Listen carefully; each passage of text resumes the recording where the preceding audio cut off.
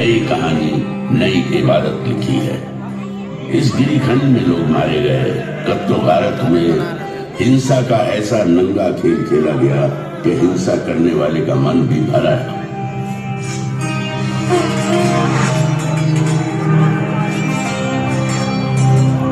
हैवानियत के बीच इंसानियत फिर से पैर जमाने लगी। हिंसा के खिलाफ अहिंसा की मजबूत जड़ें पहाड़ी चट्टानों, अंधेरे जंगलों, उफनती नदियों और महासागरों को चीरती सरहद पार तक फैल गई।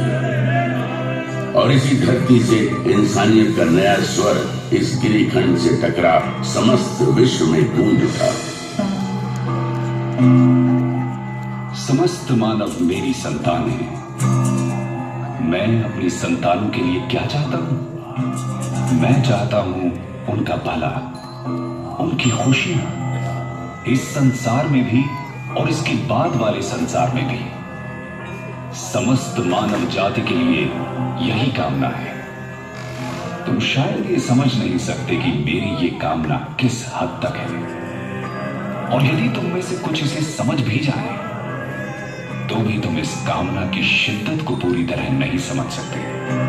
मैं अहिंसा के उसी नाद का प्रतीक हूं जिसने इस ब्रह्मांड को एक सूत्र में बांध रखा है, जिसका होना इंसानियत का होना है। यही भाईचारे की सच्ची परिभाषा भी है। सम्राट अशोक की ऐतिहासिक कहानी प्रारंभ होती है उनके दादा चंद्रगुप्त मौर्य से। ईसा की 4वीं शताब्दी का अंत एक बटी हुई राजनीतिक स्थिति की शुरुआत का समय था। देश, जन, विश्व, ग्राम, कुल और राज्यों में बटे हुए थे। अलग अलग प्रदेश, अलग अलग शासक, अलग अलग शासन व्यवस्था, अलग अलग कायदे कानून। समय आया ईसा पूर्व 321 का। 25 साल का नौजवान चंद्रगुप्त मौर्य। हालांकि राजा नंद के मुकाबले उसकी फौजी ताकत कम थी, लेकिन कौटल्य जैसे गुरु की कूटनीतिक चालें नंद की फौज पे भारी पड़े।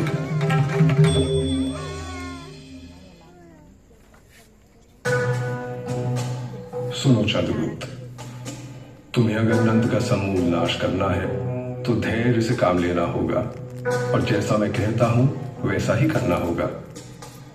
भूखे को अगर थाली की गर्म खिचड़ी खानी हो तो बीच में कभी हाथ नहीं डालना चाहिए। इससे हाथ तो जलता ही है, मुंह भी जलेगा और पेट में छाले पड़ जाएंगे। इसलिए चंद्रगुप्त, खिचड़ी को किनारे से खाते हुए बीच की ओर बढ़ो। इस तरह बिना खुद को आहत किए तुम आखिरी दाने तक को खा सकते हो। ठीक उसी प्रकार तुम्हें नंद के राज्य पर विजय प्राप्त करनी है। मेरे बताए मार्ग पे चलो। वो समय दूर नहीं जब सत्ता का केंद्र तुम्हारे हाथों में होगा। तुम अधिपति बनोगे। चंद्रगुप्त ने कौशल्य के बताए मार्ग पर चलना शुरू कर दिया। सीमावर्ती क्षेत्रों के साथ छेड़छाड़ शुरू हो गई। लक्ष्य था केंद्र पर अधिकार जमाना। गंगा किनारे का प्रदेश चंद्रगुप्त की मुट्ठी में आ गया। इसी बीच सिकंदर भारत से वापस लौट गया। सिकंदर के चले जाने से जो खालीपन पैदा हुआ, चंद्रगुप्त ने उसका भरपूर फायदा उठाया। चंद्रगुप्त उत्तर पश्चिम की तरफ बढ़ता चला। इन प्रदेशों को तेजी से अपने कब्जे में करता सिंधु नदी तक जा पहुंचा। उसकी नजर सिंधु पार के इलाकों पर थी, लेकिन वहां शासन था सिकंदर के सेनापति सेल्यूकस निकेटर का। चंद्रगुप्त रुक गए। उनकी नजर मध्य भारत पर पड़ी। उसने नर्मदा के उत्तर में स्थित प्रदेशों को अपने कब्जे में ले लिया, लेकिन सिंधु पार के इलाकों को अपनी मुट्ठी में करने की चाहत अभी भी दिल में कसमसा रही थी। साल था ईसा पूर्व 305 का। चंद्रगुप्त सेल्यूकस से जा भिड़ा।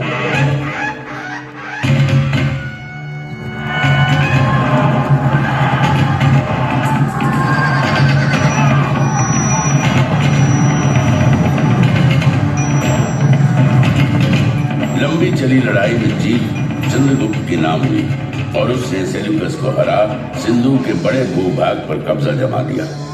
बंगाल से लेकर हिंदू कुश और हिमालय से लेकर नर्मदा तक के प्रदेश चंद्रगुप्त की छत्र छाया में आ गए। एक नए युग, नई व्यवस्था ने बीज से पौधे का रूप ले लिया।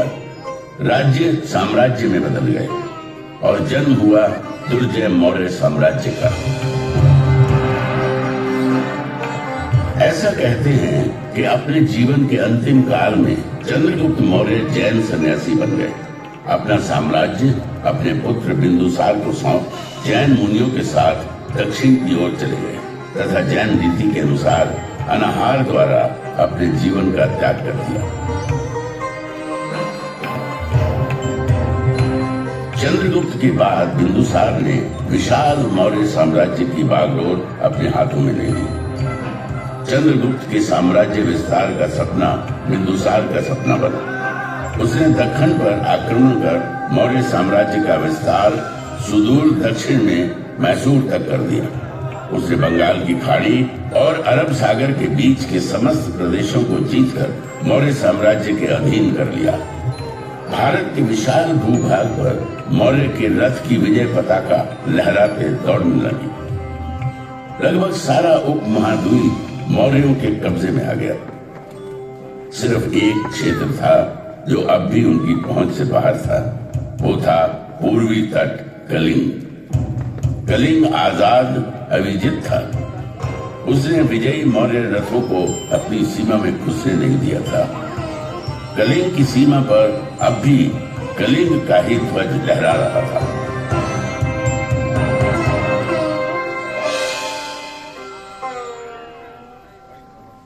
बिंदुसार की कई पत्नियों में से एक थी धर्मा। उसी के गर्भ से जन्म लिया बालक अशोक ने। अशोक के जन्म और उसके पराक्रम की भविष्यवाणी महात्मा बुद्ध ने पहले ही कर दी थी। एक ऐसा राजा इस धरती पर जन्म लेगा जो पराक्रमी होगा, धर्म ध्वजा को थामेगा और धर्म के विचार को सागर पार तक ले जाएगा। भविष्य अशोक की राह देख रहा था। अपने कई भाइयों में छोटा अशोक मेधावी था। गुरुओं की बताई बातों को फौरन समझ लेता। शस्त्र चलाने का खेल उसे खूब भाता था। दुश्मन के वार से किस तरह बचना है, शत्रु को कैसे अपनी तलवार के नोक के नीचे लाना है, ये कला उसने बचपन में ही सीख ली थी। शस्त्र कला के अभ्यास में वो अक्सर अपने बड़े भाई सुसीम को परास्त कर देता था।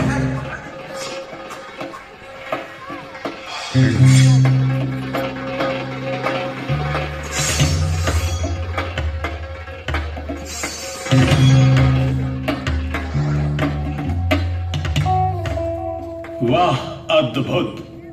अशोक मेरे पुत्र, तुम्हारा भाई सुशील तुमसे ज्येष्ठ है, उम्र में तुमसे बड़े हैं, लेकिन शस्त्र चलाने को तुम्हारी अद्भुत क्षमता और पराक्रम के आगे तुमसे छोटे हो जाते हैं। तुम दोनों मुझे प्रिय हो पुत्र। तुम पितामह चंद्रगुप्त के पौत्र हो, मौर्य साम्राज्य के भावी संरक्षक। तुम्हारी देखरेख में मौर्य वंश और साम्राज्य वैसे ही सुरक्षित रहेगा जैसे मां की गोद में और पिता की छाया में शिशु। पुत्र अशोक, अब समय आ गया है जब मैं तुम्हारे कंधे पर साम्राज्य के एक हिस्से की देखरेख का भार सौंप थोड़ा निश्चिंत हो सकूं। राजकाज में रुचि लेना प्रारंभ करो पुत्र। बिंदुसार ने अपने छोटे पुत्र अशोक को राजकाज के कामों में लगाया। उसकी प्रतिभा पर गहरा भरोसा दिखाया। पिता का ये अगाध प्रेम और अशोक के प्रति बढ़ते अनुराग से सुशील व्याकुल हो उठा। अपने पिता की संतानों में मैं ज्येष्ठ हूं। राज की जो बागडोर मेरे कंधे पे होनी चाहिए वो अशोक के कंधे पे डाली जा रही है। पिता का अशोक के प्रति यह अनुराग मन शंकित होता है। सुशील बेचैन था और अशोक लगन धैर्य के साथ प्रांतों को नियंत्रित करने के कार्य में लग गया। अपने साहस, बुद्धि और नियंत्रण करने की अद्भुत क्षमता ने अशोक की लोकप्रियता में 4 चांद लगाना शुरू कर दिया। अशोक की बढ़ती प्रसिद्धि और प्रांतों को नियंत्रित करने की क्षमता से जहां एक तरफ बिंदुसार का भरोसा अशोक के प्रति बढ़ता जा रहा था, वहीं युवराज सुसीम का भावी सम्राट बनने का भरोसा डगमगाने लगा। युवराज होने के बावजूद अशोक उसे प्रतिद्वंदी की तरह नजर आने लगा। सुदूर उत्तर पश्चिम तक्षशिला के प्रांत में असंतोष बढ़ने लगा था। फौजी गुटबाजी शुरू हो गई थी। एक प्रांत के अंदर कई सैन्य दल बन गए थे। उनकी आपस की खींचतान और असंतोष से तक्षशिला खतरे में था। सुसीम के लिए यही अवसर था जब वो अशोक को पिता बिंदुसार की नजरों से दूर कर सकता था। सुसीम ने इस अवसर का भरपूर फायदा उठाया।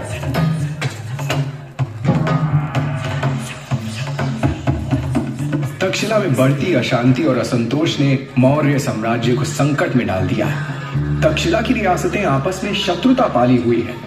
रियासतों के सैन्य दल आपस में लड़ रहे हैं। यदि इसे शीघ्र रोका नहीं गया तो वह दिन दूर नहीं जब तक्षशिला मौर्य साम्राज्य के खिलाफ विद्रोह कर देगा। पितामह चंद्रगुप्त के साम्राज्य की रक्षा करनी है तो तक्षशिला के विद्रोह को शांत करना ही होगा। हम भाइयों में सिर्फ अशोक ही ऐसा है जो इस विद्रोह को शांत कर सकता है। इसलिए मैं आपसे आग्रह करता हूं कि अशोक को यथाशीघ्र तक्षशिला प्रस्थान करने का आदेश दें। बिंदुसार ने अशोक को तक्षशिला में हो रहे उपद्रव और बढ़ रही अशांति को शांत करने के लिए तक्षशिला जाने का आदेश दे दिया। अशोक अपने बड़े भाई सुसीम की योजना से अनजान अपने दल बल के साथ तक्षशिला की ओर बढ़ चला। अशोक ने पाटलिपुत्र से तक्षशिला आज के सिंध प्रदेश तक की लंबी यात्रा तय की। अशोक की व्यवहार कुशलता, उसकी बहादुरी और राज चलाने की उसकी नीति से तक्षशिलावासी पहले से ही परिचित थे। अशोक के तक्षशिला आगमन को वहां के लोगों ने बड़े उत्साह और खुले हृदय से लिया।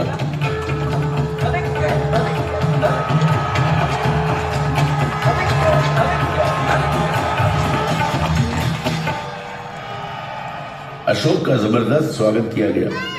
तक्षशिला की धरती पर न घोड़े दौड़ाए गए, न तलवार चली, न ही लहू बहा। अशोक के आगमन और उसकी व्यवहार कुशल राजनीति ने आपसी उपद्रव मनमुटाव को बिना किसी युद्ध के शांत कर दिया। तक्षशिला की सफलता की खबर जब पाटलिपुत्र पहुंची तो सम्राट बिंदुसार का सर और गर्व से भर उठा। अशोक के प्रति स्नेह, अनुराग और आस्था महाराजा बिंदुसार के हृदय में बस गई। यही सुसीम के लिए चिंता की बात थी। सुसीम को उसकी अपनी सत्ता हिलती नजर आई। अशोक को अपने रास्ते से हटाना सुसीम का एकमात्र लक्ष्य बन गया। सुसीम ने अशोक के खिलाफ महाराज के कान भरना शुरू किए। महाराज बिंदुसार को अशोक के विरुद्ध करने के लिए जितने प्रयोजन हो सकते थे सब किए। सुसीम युवराज था, मौर्य साम्राज्य का भावी शासक। उसका इस प्रकार सोचना बिंदुसार को चिंतित किए जा रहा था। सुसीम की बातों में भविष्य के खतरे की गंध आ रही थी। बिंदुसार ने अशोक को अपने से दूर भेज दिया। अशोक को देश निकाला मिल गया। क्रोध और घृणा से भरा अशोक अपने भाई सुसीम की योजना को भली भांति समझ चुका था। अपने हृदय में धड़कती ज्वाला को दबाए अशोक मौर्य साम्राज्य से बाहर निकल गया।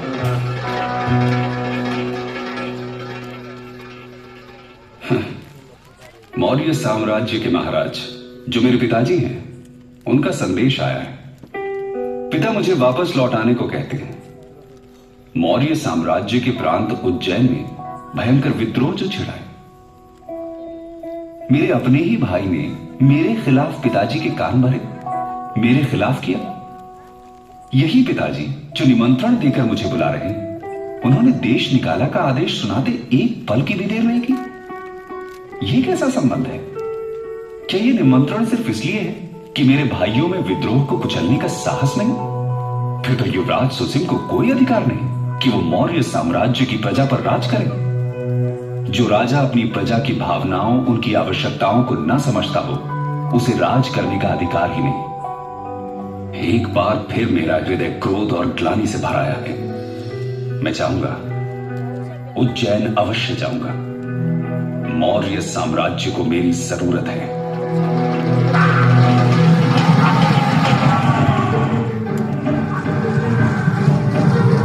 अशोक की जोरदार वापसी हुई। अपनी पूरी ताकत, हौसले और सैन्य बल के साथ उज्जैन के विद्रोह को कुचलने अशोक निकल पड़ा। उज्जैन में घमासान मचा। अशोक ने अपनी पूरी शक्ति लगा दी। विद्रोह को पूरी तरह रौंद दिया गया। विद्रोही मारे गए। मौर्य साम्राज्य की हिलती नींव और गहरे धसती चली गई। जैनी के इस संग्राम में अशोक को चोट आई। घायल अशोक के उपचार में वैद्य लगा दिए गए। इन्हीं में एक थी बौद्ध सन्यासिनी देवी। दिन रात अशोक की देखभाल में लगी थी। देवी के संपर्क ने अशोक का परिचय बौद्ध धर्म और विचार से कराया। धर्म का विचार अशोक के मन को छू गया था। देवी का अनुराग और उसका संपर्क उसे भाने लगा। आगे चलकर अशोक ने देवी के अनुराग और उसके प्रति अपने लगाव को वैवाहिक रूप में बदल दिया। अशोक उज्जैनी के प्रशासन में लगे थे। उधर पाटलिपुत्र में उनके पिता बिंदुसार बीमार मृत्यु शैया पर पड़े संघर्ष कर रहे थे। पिता पुत्र दोनों संघर्षरत थे। दोनों ओर संघर्ष था। संघर्ष था जीवन का। अशोक उज्जैनी के संघर्ष के विजयी योद्धा थे, लेकिन पिता बिंदुसार मृत्यु से अपने जीवन का संघर्ष करते हार गए। मृत्यु ने जीवन पर विजय प्राप्त की।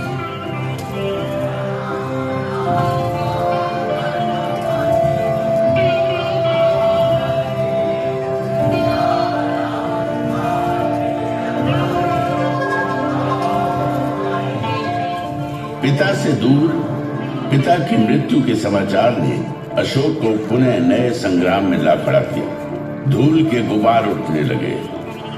मन में दुख करुणा का बवंडर सा उठ खड़ा हुआ। कई तरह के प्रश्न आपस में टकराने लगे। प्रश्न था आने वाले समय के मौर्य साम्राज्य के गौरव का। पिता नहीं रहे। मुझे पाटलिपुत्र लौट जाना होगा। पितामह चंद्रगुप्त और पिता बिंदुसार के विशाल मौर्य साम्राज्य के भविष्य पर पुनः अनिश्चय के बादल मंडराने लगे हैं।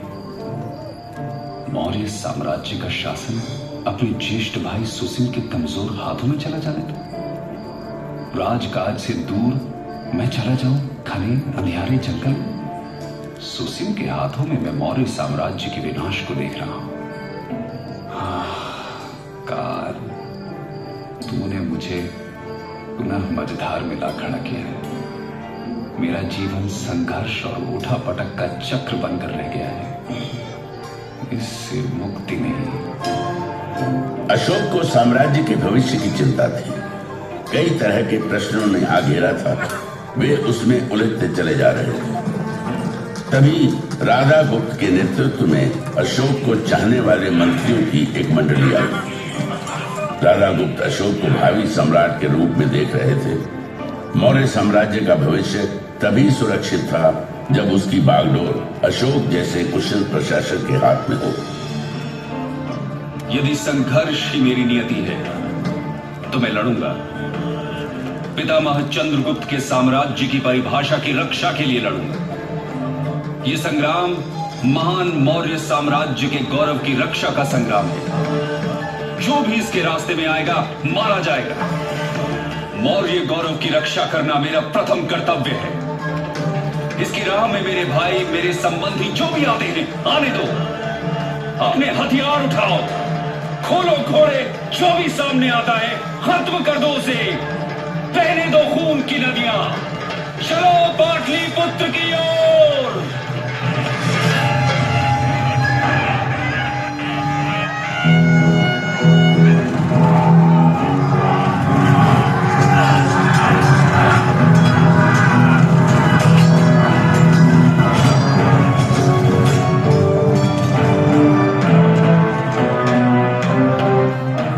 मारकाट मची।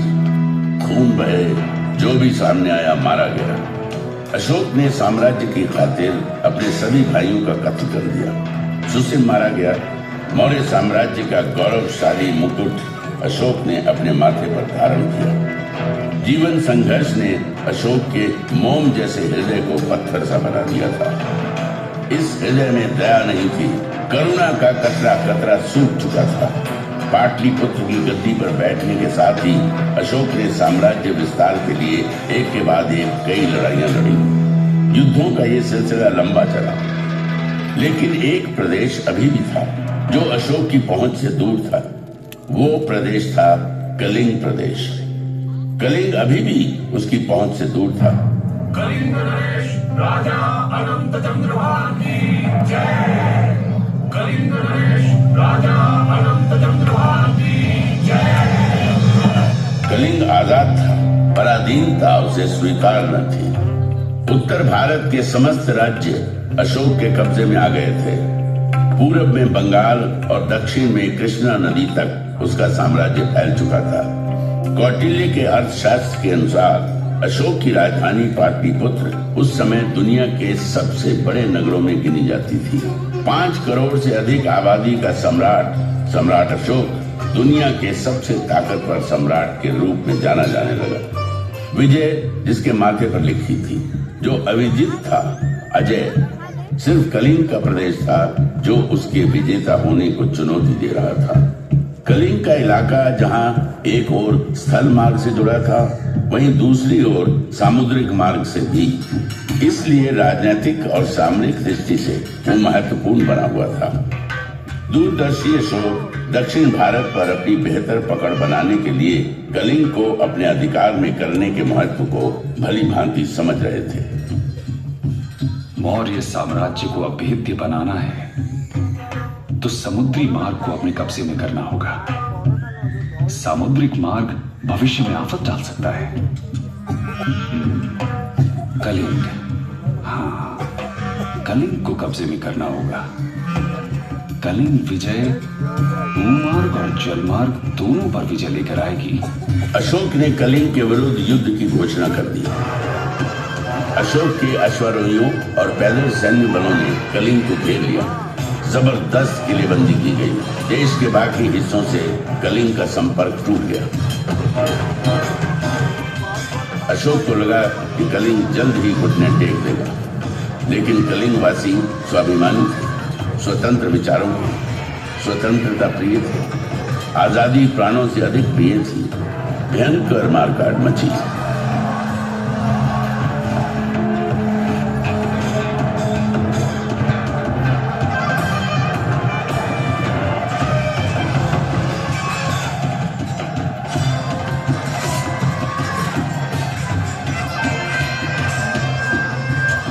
कलिंग का यही प्रदेश संग्राम का केंद्र बना। अशोक के अश्वारोहियों ने धौलीगिरी के प्रदेश को रौंद डाला। जबरदस्त मुकाबला हुआ। युद्ध चला। 1.5 लाख से अधिक लोग बंदी बना लिए गए। लाखों लोग मारे गए। घायलों की तो गिनती ही नहीं थी। कलिंग का युद्ध इतिहास की सबसे बड़ी त्रासदी बन गया। मानवता आंसू बहाती रही। इंसानियत ने बर्बरता और जुल्म के आगे घुटने टेक दिए। विजयी अशोक की विजय यात्रा कलिंग की भूमि पर निकली, लेकिन इस पराक्रमी राजा के विजय स्वागत में फूलों की पंखुड़ियां नहीं थी। स्वागत में थे कटे पिटे शव, अपने पतियों की मौत के शोक में विलाप करती स्त्रियां, लहू से कीचड़ बनाए राजमार्ग, शवों के विशाल ढेर, चील, गिद्ध, भेड़िए और सियारों के संवेद गीत। अशोक का हृदय दुख, करुणा और ग्लानि से भर उठा।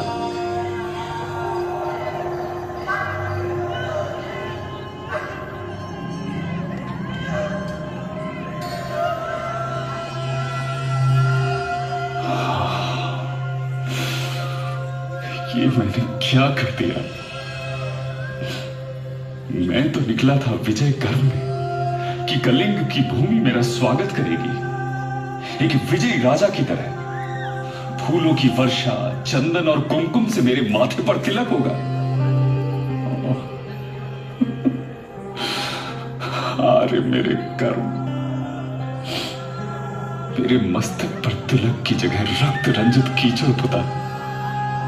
मेरे स्वागत को पीछे मुर्दा शरीर, कटे हुए मानव अंगों के ढेर, सियार और भेड़िए गा रहे हैं विजय गीत। वातावरण में सिर्फ दुर्गंध, मुर्दा शवों की दुर्गंध। क्या यही है मेरी यश भूमि? यही है मेरा पराक्रम? यदि विजय है ये, तो पराजय क्या? ये विजय है या पराजय? न्याय है या अन्याय? ये वीरता है या कायरता? क्या निरपराध बच्चों और स्त्रियों की हत्या ही वीरता है? मैंने जो किया है, क्या यही है मेरा साम्राज्य विस्तार और सहिष्णुता? किसी के पति मारे गए, किसी के पिता, किसी के बच्चे, तो किसी के गर्भ पर वो हमला। मुर्दा शवों के ढेर थे, क्या किया मैंने? ये विजय प्रतीक है या पराजय की बू? ये मंडराते गिद्ध, चील और कौवे संदेश वाहक हैं उस दुराचारी की मृत्यु के जिसने ये कर्म किए। प्रभु, मुझे शांति कहां मिलेगी? मेरे प्रभु, अपनी शरण में ले लो ईश्वर, अपनी शरण में ले लो, मुझे थाम लो। प्रभु, शांति चाहिए मुझे, मेरे प्रभु, शांति चाहिए।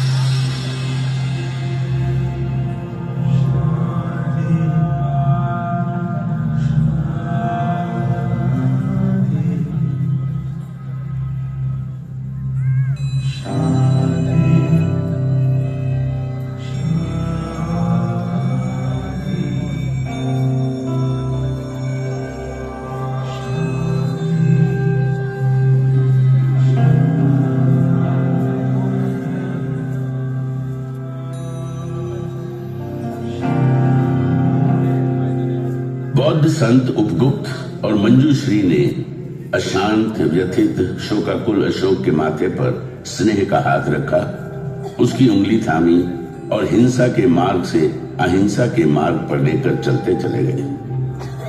उसने हिंसा का त्याग कर अहिंसा को अपना धर्म बना लिया।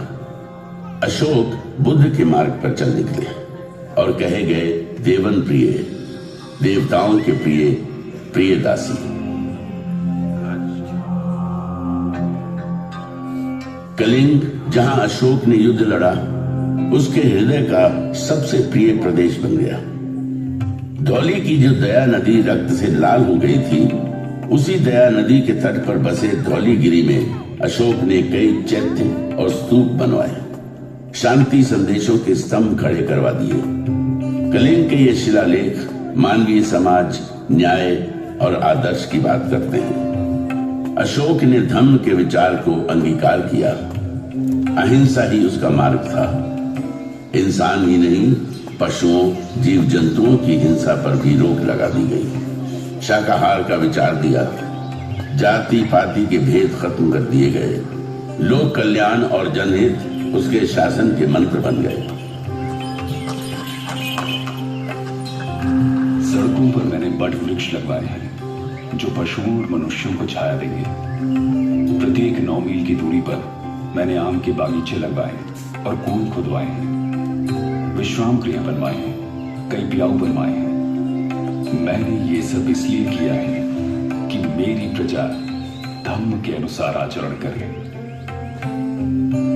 धम्म की नीति को लागू करने के लिए उसने धर्माधिकारी नियुक्त किए और धम्म के विस्तार के लिए कई शांति संदेशकों को देश विदेश के विभिन्न हिस्सों में भेजा।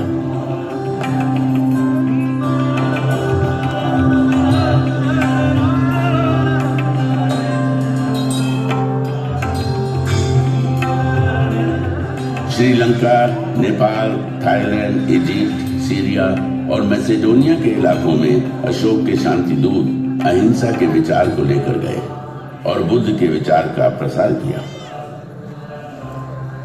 लगभग 40 वर्षों तक साम्राज्य का संचालन करने के बाद 232 ईसा पूर्व में महान सम्राट अशोक ने देह त्याग दी। अशोक के शांति संदेश उसकी राजनीतिक समझ की गौरव गाथा कहते नजर आते हैं और आज भी अंधेरे में रोशनी फैलाने का काम करते हैं। संभवतः अशोक दुनिया का पहला ऐसा सम्राट था जिसने साम्राज्यवाद के विचार को लोक कल्याण और जनहित के संदर्भों में समझा और उसे लागू भी किया। हिंसा के विरोध में अहिंसा के बौद्ध दर्शन को जन जन तक पहुंचाया। धौली में अहिंसा का प्रतीक स्वरूप एक बौद्ध स्तूप, और एक हाथी का स्वरूप यहाँ बना हुआ है, जो अहिंसा के उसी विचार का प्रतीक है। मेरे नाद में महान अशोक का नाद भी मिला हुआ है। मैं नाद हूं शांति का।